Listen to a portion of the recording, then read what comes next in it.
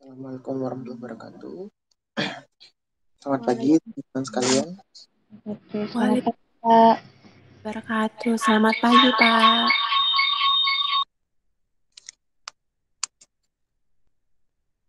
Oke, pada kesempatan kali ini saya akan memberikan materi tentang teknik pemeriksaan PCNL atau percutaneous nephrolithotomy. Nah, materi ini seharusnya materi Bu Maiza ya. Jadi nanti teman-teman pada saat absen itu boleh absen dengan menggunakan nama Bu Maiza saja ya. Baik, Pak. Oke. Apa sih PCNL itu? Jadi PCNL atau percutaneous nephrolithotomy itu merupakan suatu pemeriksaan yang dikerjakan di kamar operasi juga dengan menggunakan pesawat SIAM atau intervensi radiologi gitu. Jadi batu ginjal itu kan terbentuk di saluran kemih karena adanya kristalisasi senyawa kimia dalam urin. Nah, PCNL ini adalah salah satu teknik yang digunakan untuk penguatan batu tertentu di ginjal atau ureter bagian atas. Nah, biasanya PCNL dilakukan apabila batu ginjal itu cukup besar dan tidak dapat dihancurkan dengan tindakan ESWL gitu. Mungkin mungkin sebelumnya kita sudah belajar ESWL, sekarang kita belajar tentang PCNL.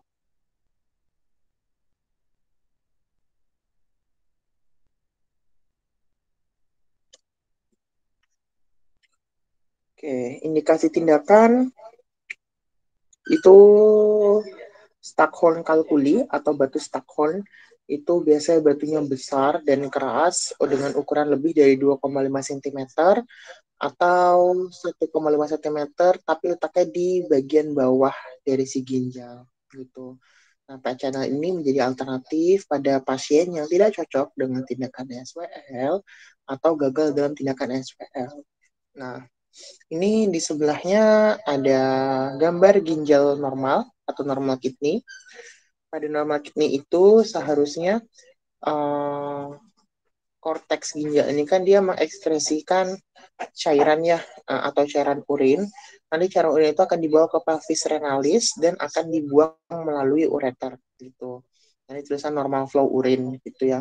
Namun apabila si ureter itu ada sumbatan, ini ada kidney stone atau batu pada ginjal, itu akan menyebabkan sumbatan. Nah, sumbatan dari cairan urin ini disebut dengan hidronefrosis gitu.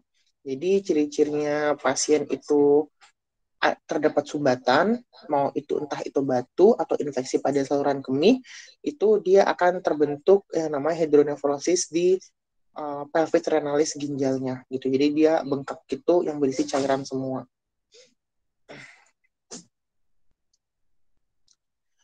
Lalu apa aja yang perlu dipersiapkan gitu. Nah, untuk PCNL ini karena dia termasuk operasi sedang, jadi kita perlu menyiapkan intercollaboration dari berbagai disiplin ilmu. Gitu. Yang pertama adalah ahli anestesi. Nah, ahli anestesi ini harus akrab dengan PCNL karena harus memiliki pengalaman khusus dalam memposisikan kepala pasien dan jalan nafas pasien.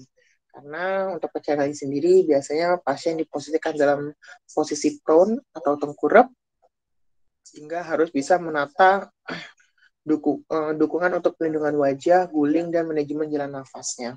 Gitu. Nah, pada posisi tengkurap ini biasanya diposisikan tangan pasien itu ke atas atau biasa disebut dengan swimmer's position dan harus terpasang IC line pada lengannya. Selanjutnya untuk perawat. Nah, perawat PCNL itu harus perawat yang berpengalaman karena PCNL sendiri bersifat teknis dan kompleks dengan menggunakan endoskopi, litotrise, guide wire, grippers, dan nephrostomy. Itu semuanya memerlukan prosedur yang spesifik gitu. Jadi biasanya di OKA itu nanti itu ada perawat yang khusus dia untuk tindakan urologi aja. Selanjutnya penata atau teknisi Nah, PCNL ini membutuhkan fungsi sumber cahaya karena dia pakai endoskopi, jadi dia butuh sumber cahaya untuk menghidupkan si endoskopinya gitu.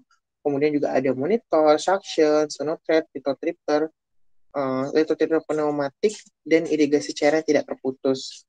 Nah, jadi gunanya teknisi ini apabila terjadi kerusakan pada saat kita sedang tindakan, itu bisa segera diperbaiki kerusakannya, seperti itu. Selanjutnya, radiografer. Radiografer juga harus terbiasa dengan PCNL, penempatan siam, kolimasi, dan koning. Itu BPJS. Coba di bawah kaki ADN. Nah, radiografer itu harus paham nih apabila ahli bedah itu atau dokter urologinya itu memberikan permintaan tertentu, misalnya snapshot. Biasa snapshot itu kita single expose gitu. Nanti ada juga kadang dokter tuh bilang fluoro gitu. Kalau dia fluoro, kita harus fluoro karena terkadang pada saat dokter itu mau melakukan dilatasi atau dia melakukan puncture, dia butuh fluoro untuk guiding si jarumnya ini sampai ke ginjal gitu. Kemudian putar siam dan seterusnya.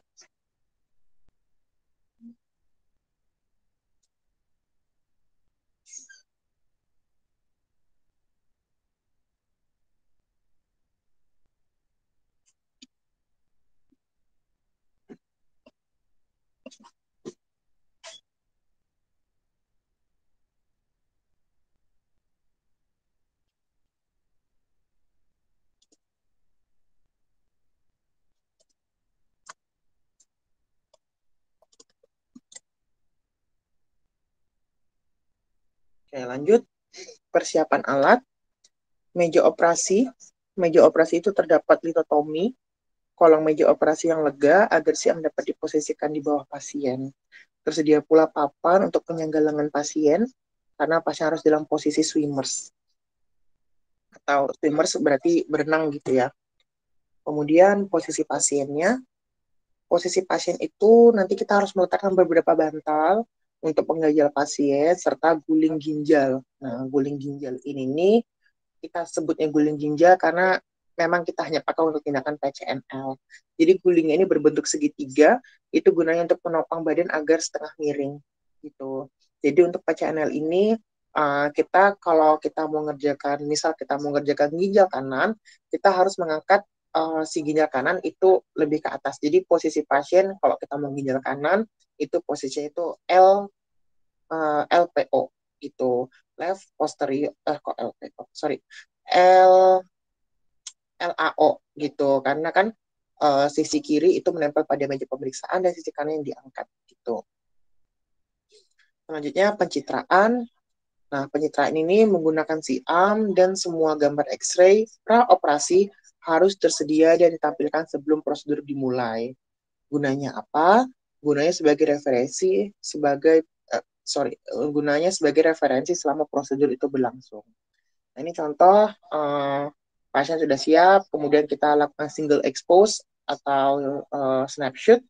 Setelah kita snapshot, kita dapatkan nih sisi kanan ginjal,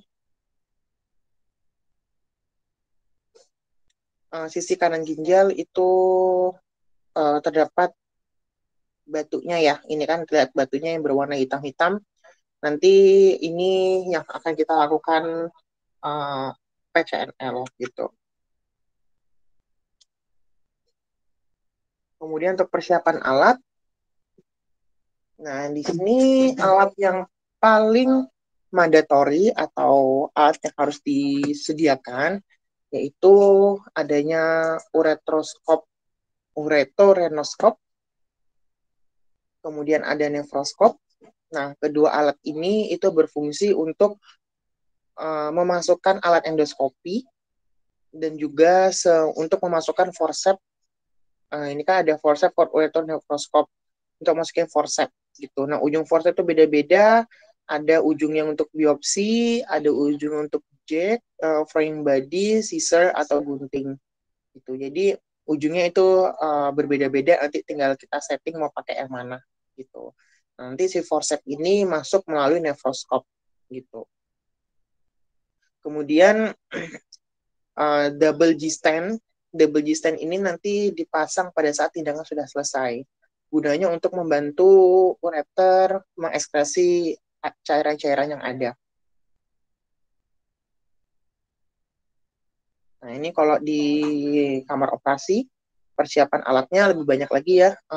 Serintilan-serintilan kecilnya yang mendukung pemeriksaan gitu. Ini ada yang fleksibel ini adalah kamera endoskopinya, kemudian ada kabel untuk endoskopinya. Nah, kamera sama kabel itu semuanya harus steril semua, jadi disterilin semua dan diletakkan di meja steril. Nah, meja steril ini tidak boleh disentuh oleh siapapun kecuali dokter dan perawat yang sudah dalam posisi steril gitu atau sudah on position gitu.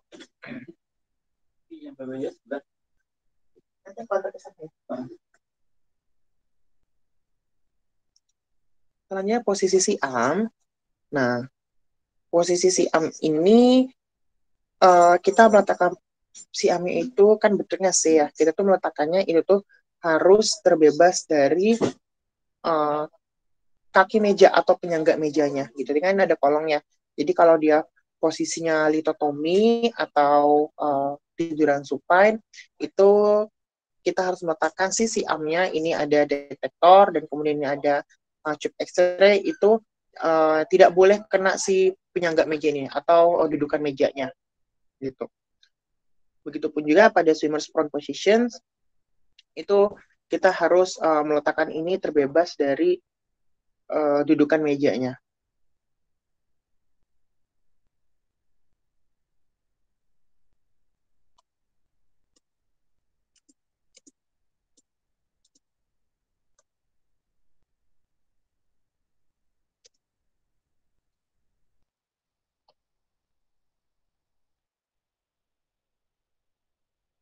Selanjutnya persiapan pasien. Nah, sebelum pasien diposisikan untuk dengan PCNL, itu pasien harus terpasang kateter dulu nih, urinary kateter, untuk memudahkan tindakan. Gitu. Nah, pemasangan kateter ini juga biasanya membantu wire untuk masuk ke dalam ginjal melalui retrograde. Nah, guide wire itu yang digunakan itu tipenya hidrofilik atau tipe yang licin. Biasanya mereknya Terumo 0,035 inch kali 100 cm dengan ujung yang floppy lurus gitu. Nah, ini ada introduction untuk masukin guide wire-nya. Jadi kita masukin nih si kateter melalui uretra hingga ke VU atau bladder. Kemudian nanti kita sambungin si guide wire-nya ini. Nah, guide wire ini nanti akan dipandu masuk hingga ke ginjal dengan menggunakan endoskopi gitu. Nah, ini persiapan meja pasien. Persiapan tempat tidur bedah itu dilapisi dengan 2 tumpukan busa untuk menopang perut pasien dan 3 tumpukan busa lainnya untuk menopang dada pasien. Nah, bantal diletakkan di atas untuk memastikan punggung pasien sejajar dengan kepala dan juga mencegah ekstensi dari si leher pasien gitu.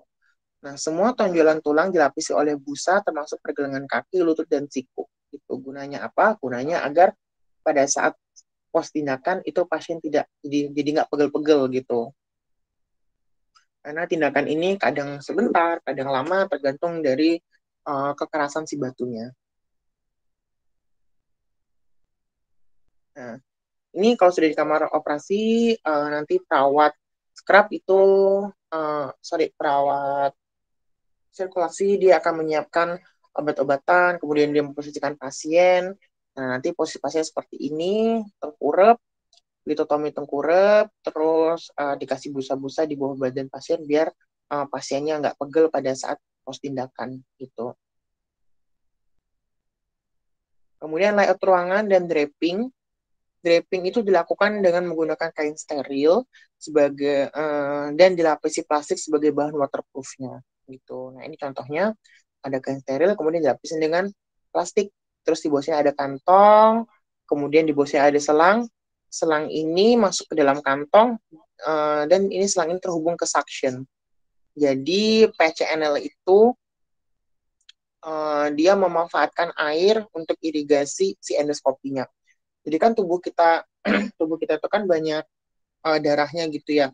Jadi agar si kamera endoskopi ini bisa menghasilkan gambar yang clear, itu harus selalu diirigasi dengan air gitu, dengan air steril atau aquabides gitu. Jadi dialirkan terus-menerus airnya. Jadi kalau kita tidak pintar mengatur ininya, mengatur kantongnya, itu nanti bisa banjir kemana-mana gitu. Jadi biasanya PCLT emang kita main basah-basah, main banjir. Gitu.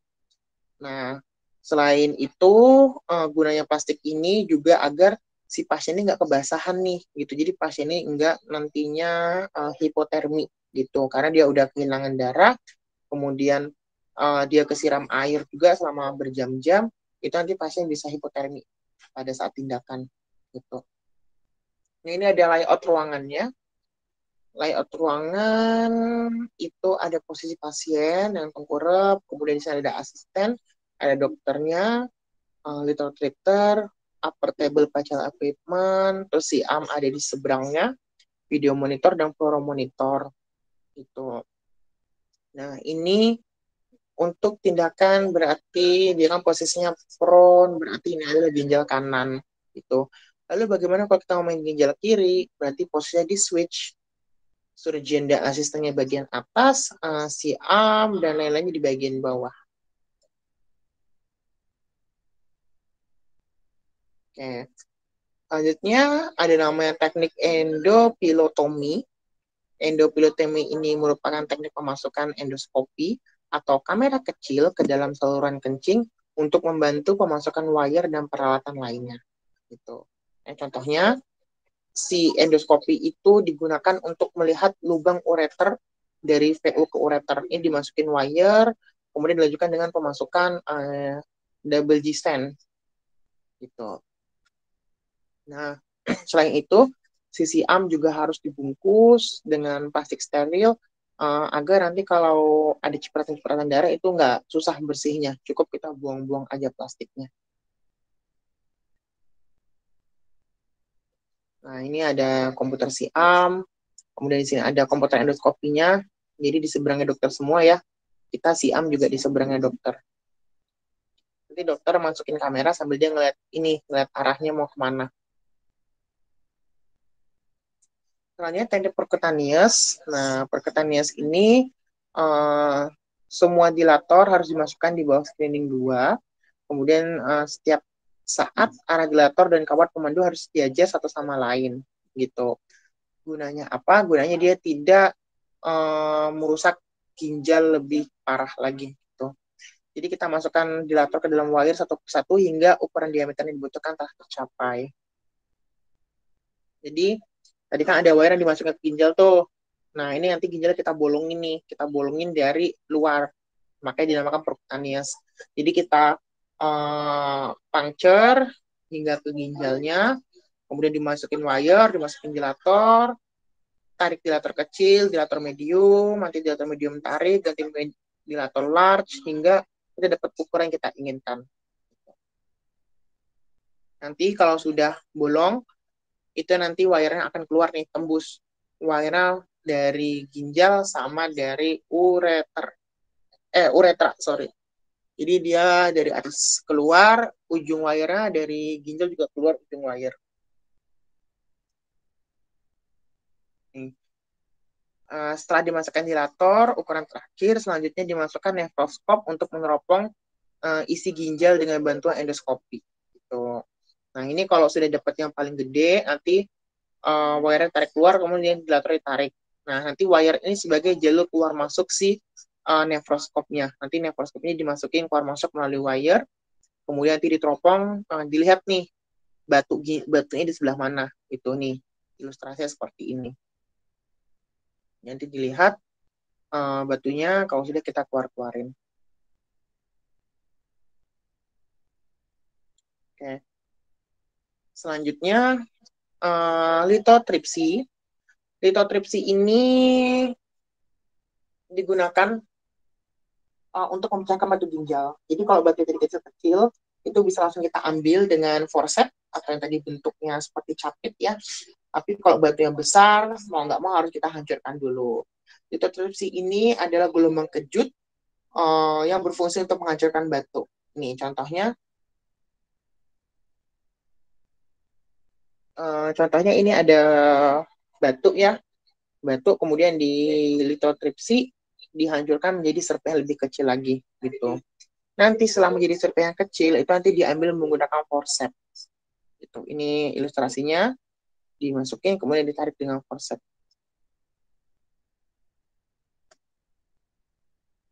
Kemudian pos tindakannya setelah dinyatakan selesai atau sudah tidak ditemukan lagi batu yang tersisa, biasanya kita nanti lakukan dulu nih screening dengan si amnya, kita survei dulu ada nggak sih batunya lagi di dalam ginjal gitu. Maka kalau udah nggak ada lagi, selanjutnya kita lakukan injeksi kontras media gitu, untuk melihat saluran ureter apakah sudah bersih atau belum gitu. Jadi ini ada gambarnya, aduh kecil banget ya. Ini ada gambarnya, kita injeksikan kontras.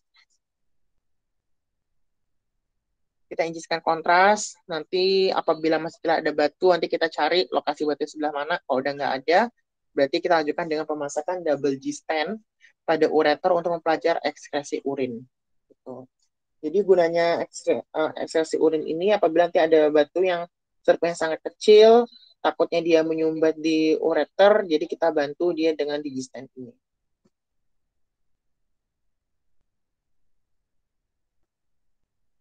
Nah, lalu bagaimana sih, apakah ada risiko dari tindakan ini? Jadi untuk risiko tindakan pasti ada ya. Jadi meskipun prosedur ini terbukti aman, karena dia hanya menyisakan, maksudnya jalur masuknya itu pada lubang yang kecil, karena dia menggunakan endoskopi. Nah, seperti halnya prosedur bedah apapun, pasti ada risiko ya, dan ada potensi komplikasi juga gitu. Nah, tingkat keamanan dan komplikasi serupa jika dibandingkan dengan operasi terbuka itu dapat meliputi perdarahan, karena tadi kita kan ngubuk-ngubuk ginjalnya juga ya. Kalau baru pertama kali main, itu pasti mikir, aduh itu ginjalnya oke nggak ya? Maksudnya ginjal nanti selanjutnya kan hancur nggak ya diubuk-ubuk gitu. Nah, itu pasti kepikiran. Tapi ternyata ginjal itu termasuk organ yang kuat, maksudnya jaringan luar ginjal itu kuat, jadi dia juga cepat beregenerasi jika terjadi luka pada ginjal itu sendiri.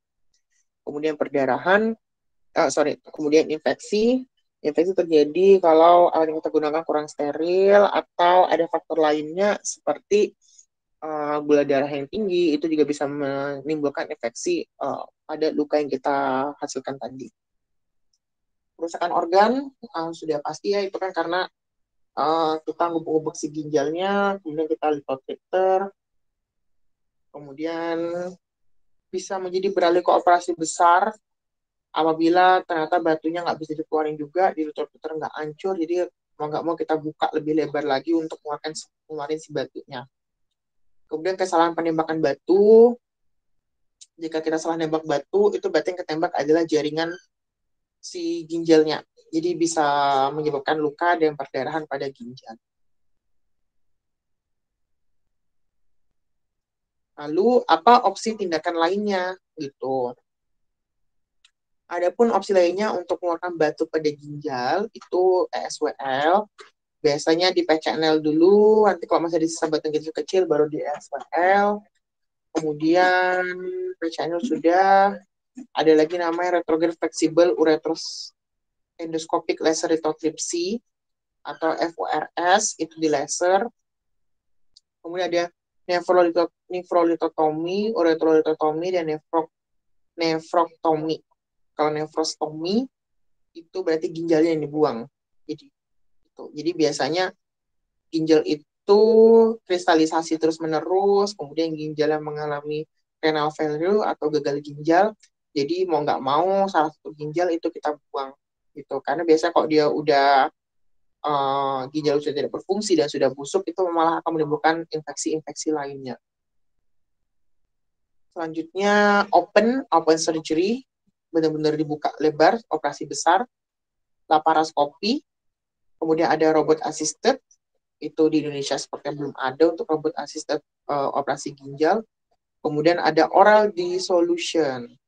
Oral dissolution itu dia minum obat-obatan melalui ya kayak minum obat biasa, kayak teman-teman kalau sakit beli obat kemudian diminum biasa. Nah, oral dissolution ini nanti dia akan diberikan obat-obatan oleh dokter urologi, dikonsumsi.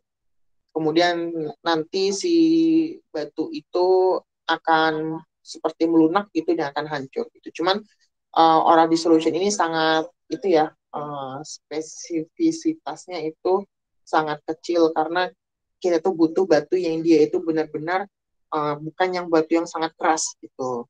Nah, penentuan batunya itu keras atau tidak biasanya itu dari CT scan urologi gitu. Jadi dari CT scan urologi itu kan bisa dinilai HU si batunya. Kalau HU-nya di atas 800 itu mau nggak mau harus PCNL. Kalau HU-nya masih 400-an itu bisa diselesaikan dengan SPL, dan jika batunya di bawah 400-an itu masih bisa dengan oral dissolution. Kemudian ada conservative management. Conservative management itu tidak dilakukan tindakan apapun, kita hanya melakukan konservatif atau menjaga si pasien ini agar tidak merasakan nyeri gitu. Kenapa dilakukan konservatif management? Itu biasanya pada pasien-pasien dia itu memang sudah kronis gitu, sudah kronis batu ginjalnya gitu. Maksudnya kronis, kronis itu kan penyakit yang terjadi sudah selama bertahun-tahun gitu. Jadi misal pasien itu sudah di SWL, sudah bersih timbul lagi di PCN, sudah di PCNL, sudah bersih timbul lagi, berarti memang ginjalnya menghasilkan kristalisasi terus-menerus gitu. Jadi ya udah tidak ada lagi bisa kita lakukan karena semua tindakan sudah kita lakukan gitu. Kalau nggak di nefrostomi, dibuang ginjalnya, ya udah kita konservatif manajemen gitu. Biar si pasien tidak merasakan nyeri yang hebat pada saat kambuh.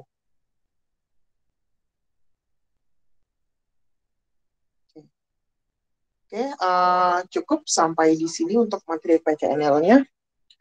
Apakah ada yang mau ditanyakan?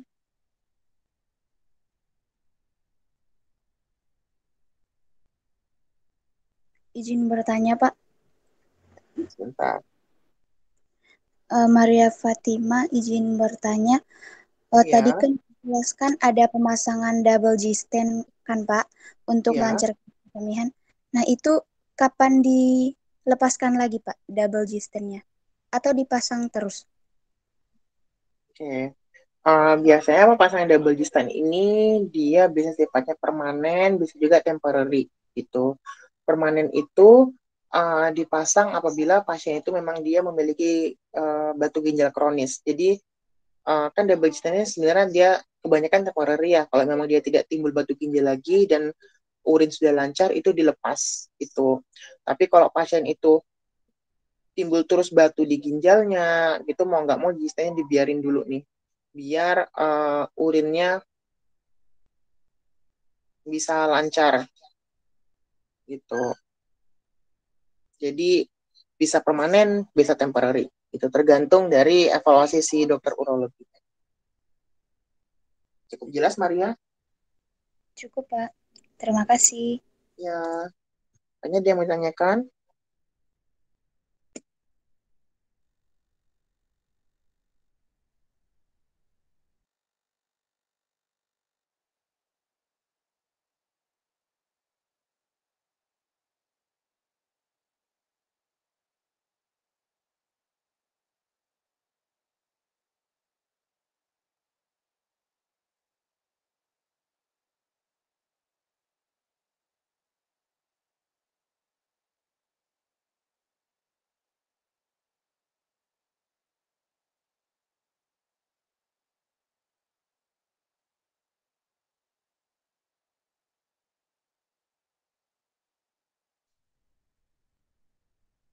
Ada lagi mau ditanyakan?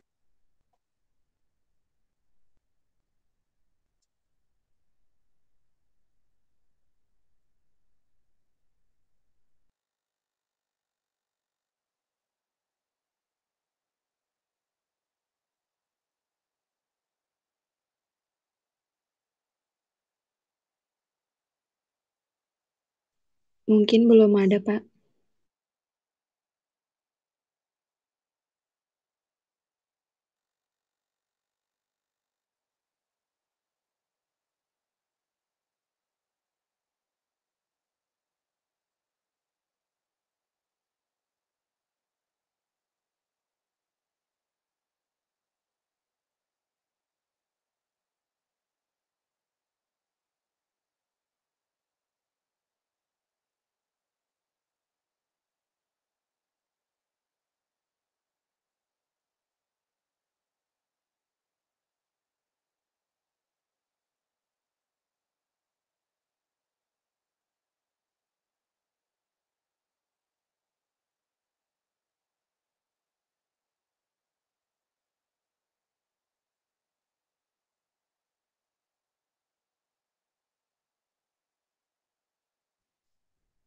Oke, juga sudah tidak ada yang ditanyakan.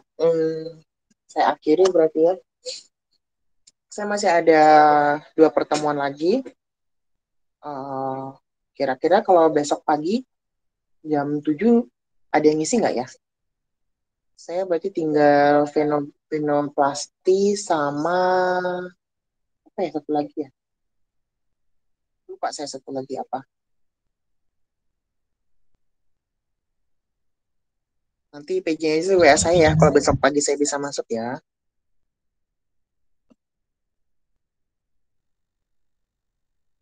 Pak.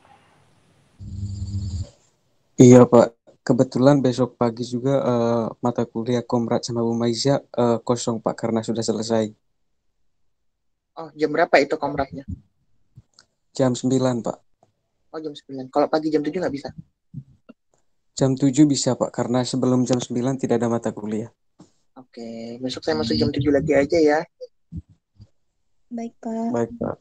Oke, besok kalau materinya sih ada. Nanti kalau sudah siap nanti kalau waktunya ada nanti saya habiskan sekaligus. Jadi biar saya nggak ada utang sebelum teman-teman PKL. Siapa tahu nanti PKL teman-teman ada PKL di rumah sakit besar dan ada kesempatan masuk ke dalam kamar operasi gitu kan nanti bisa lihat dia udah tahu nih oh itu yang diajarin dulu kayak gini jadi bisa tahu. Oke. Terima kasih atas perhatian teman-teman sekalian. Saya akhiri ya. Wassalamualaikum warahmatullahi wabarakatuh. Selamat pagi semuanya. Waalaikumsalam.